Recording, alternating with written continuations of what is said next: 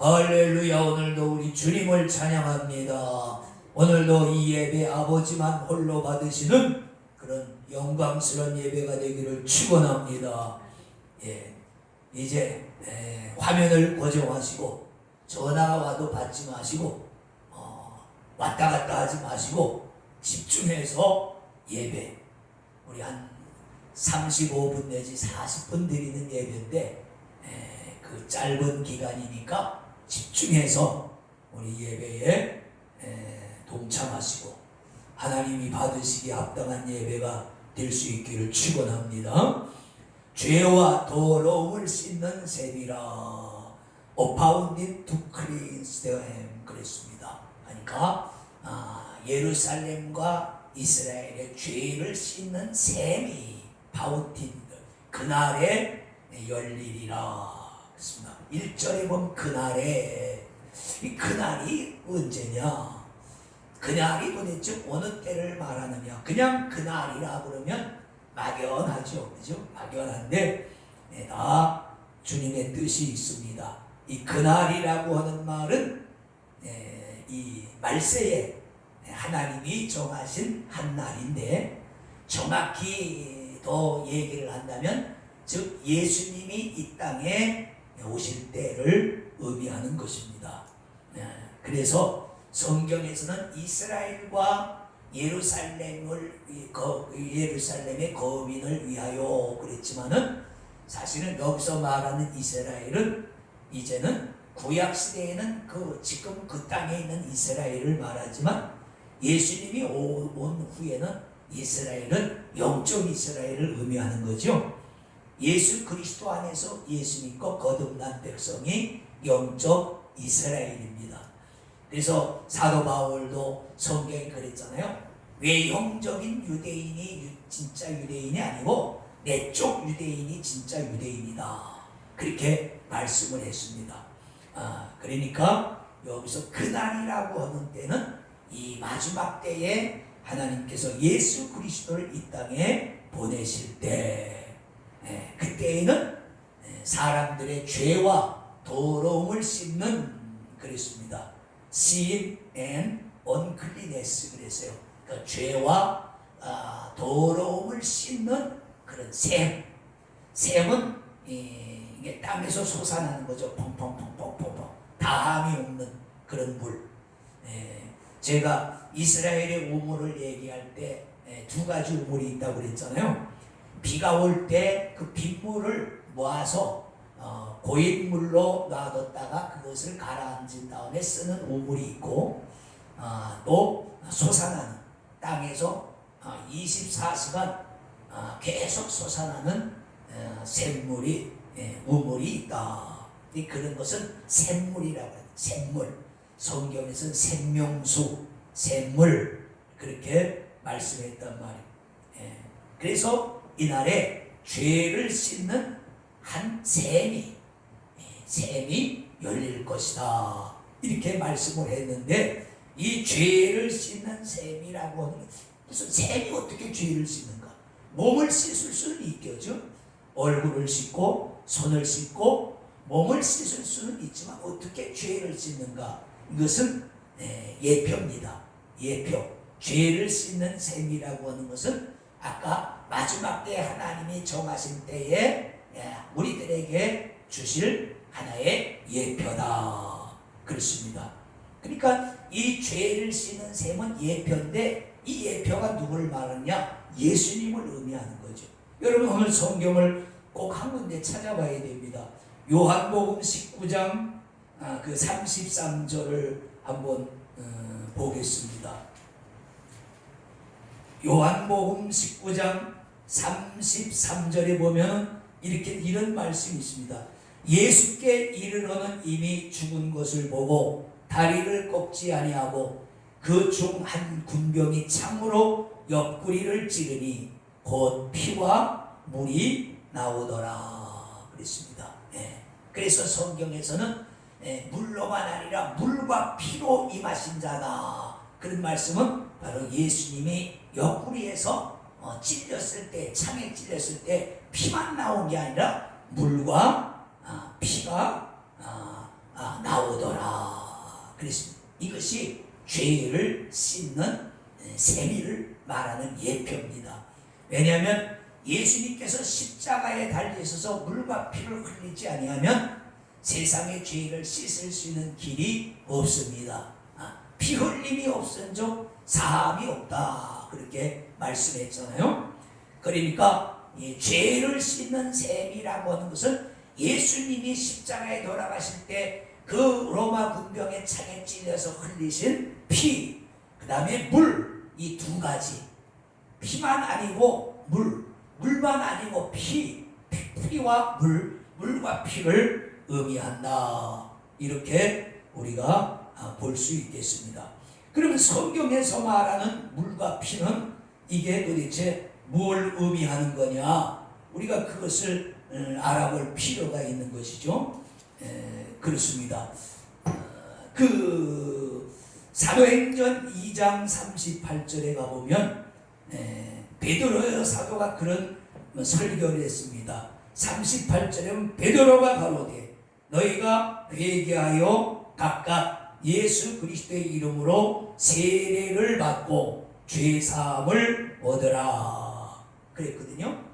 세례를 각각, 그러니까 세례는 한꺼번에 받는 게 아니에요. 각각 개인이 받는 거란 말이에요. 신앙은 하나님 앞에 1대1 관계라고 그랬잖아요.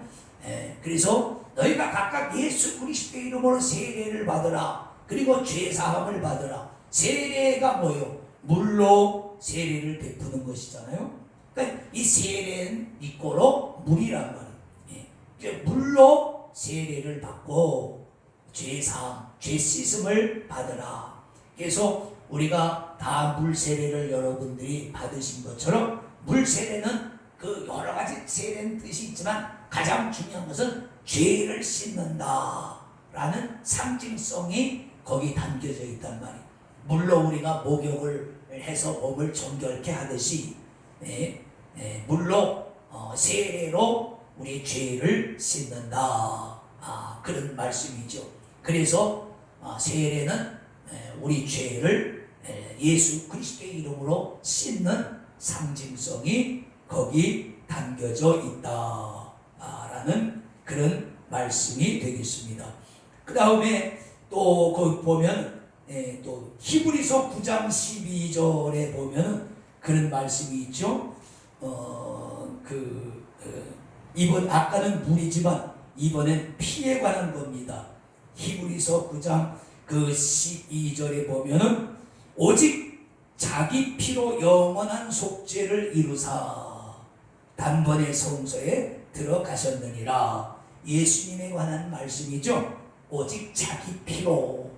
지금까지는 소와 양과 염소, 짐승의 피를 가지고 백성의 죄를 씻는 그런 의식을 행했지만 이제는 그런 것은 다 때가 지나갔기 때문에 예수님께서 죄가 흠과 죄가 없으신 당신의 피를 가지고 영원한 속죄를 이루사. 여기 그냥 속죄가 아니라 영원한 속죄. 이 히브리서 9장 12절이 참 왜 중요하냐면 여기 세 가지 중요한 단어가 나옵니다. 첫째는 오직 자기 피로. 오직이란 말은 오은이죠. 단 하나. 다른 게 없어요. 어떤 사람들은 그 어떤 사람의 죽음을 예수의 죽음에다가 비유한데 그건 예수님을 모독하는 그나도 그 마귀적인 발언이죠. 그러니까 오직 자기 피로 하는 말은 예수의 피 외에는 안 된다 그런 말. 다른 사람의 피 가지는 안 되고 오직 자기 피로 그랬습니다. 그 다음에 영원한 속죄라고 그랬습니다. 영원한 속죄는 다함이 없는 거죠. 끝이 없다고 말이에요. 짐승의 피로 속죄하는 것은 유효기간이 1년입니다. 그래서 해마다 대제사장이 그 속죄 의식을 행했다는 말이죠. 근데 저와 여러분이 하나님 앞에 받는 속죄는 영원한 것입니다. 우리가 예수 그리스도의 이름으로 세례를 받을 때에 영원한 속죄가 이루어지는 것입니다. 그래서 영원한 속죄, 다함이 없는 거예요. 두 번 다시 할 필요가 없다. 그 다음에 또 중요한 단어는 단번에 그랬습니다. 단번에. 이것은 두 번 다시 할 필요가 없다. 한 번으로 영원한 속죄, 완전한 속죄를 이룬다. 여러분이 이것을 믿으셔야 됩니다.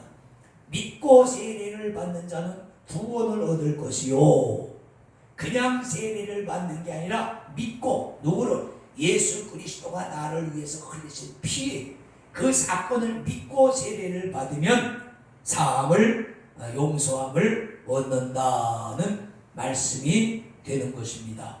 자, 이렇게 해서 우리가 그날에 그 죄를 씻는 셈이 열릴 것이다. 그런데 이것은 예수님의 죽음에 대한 예표고, 그 셈이 뭐냐?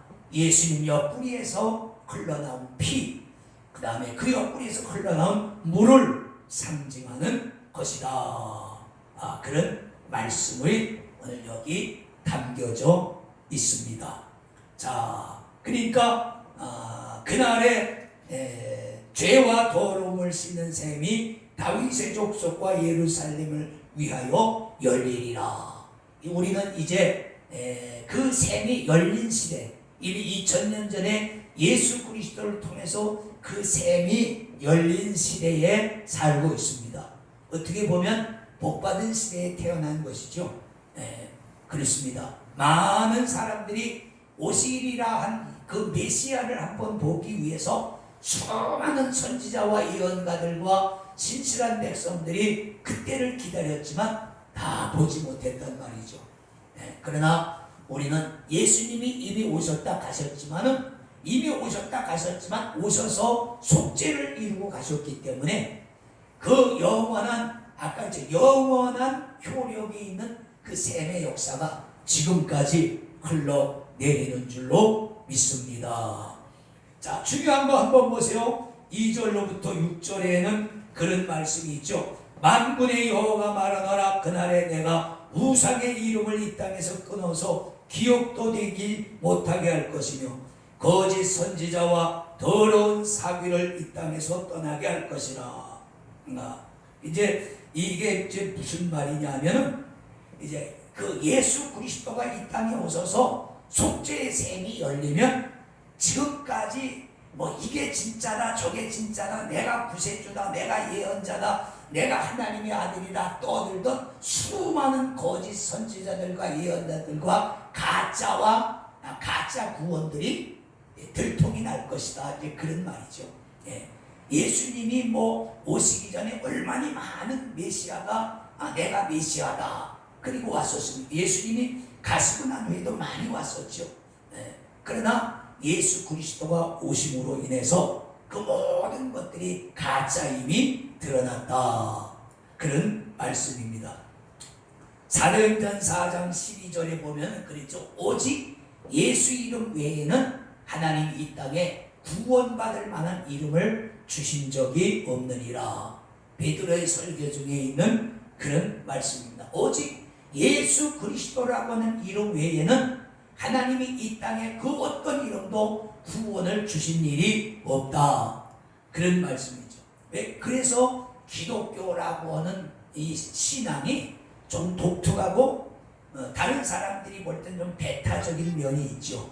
왜냐하면 우리 거만 진짜라고 그러니까. 많은 사람들은 내 거도 진짜고 너 거도 진짜야. 그러니까 우리가 서로 싸울 필요가 없어. 그렇게 얘기를 하거든요. 근데 기독교는 그게 아니라 오직 예수 그리스도만이 진짜다. 그분만이 참 구세주시고 그분만이 참 우리의 구원의 길이시고 그분만이 참 우리의 구세주이시다. 이것을 온전히 고집하거든요. 그러니까 다른 많은 종파와 이단들이 어떻게 너희만 진짜나 그러면서 기독교를 핍박하죠. 기독교가 세상에서 핍박받는 이유가 바로 그 배타성이죠. 예수 그리스도만 진짜다. 그분만 길이다. 성경이 그랬잖아요. 주님이 내가 곧 길이요 진리요 생명이다. 이 세상에 길이 많다고 말씀하시면 우리가 그 말을 받아들이겠지만 성경에서 예수님만이 오직 구원의 길이다 라고 말씀하셨기 때문에 우리는 그 말씀을 믿습니다.